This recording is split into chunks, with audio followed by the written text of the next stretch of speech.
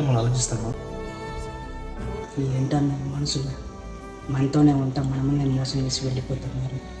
ఈ ఎండాకాలంలో మనకు రక్షణగా ఉండే మన చెప్పులు వానాకాలం వచ్చేసరికి అదే చెప్పులు మన మీద బురద జల్లుతాయి తమ్ముడు. అంటే ఏంటన్నా నువ్వు అనేది?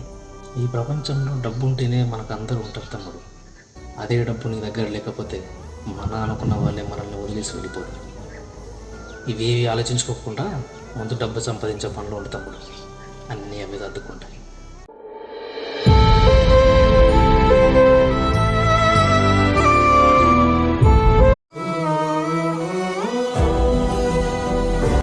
ఏంటితో మనం ఆలోచిస్తాము.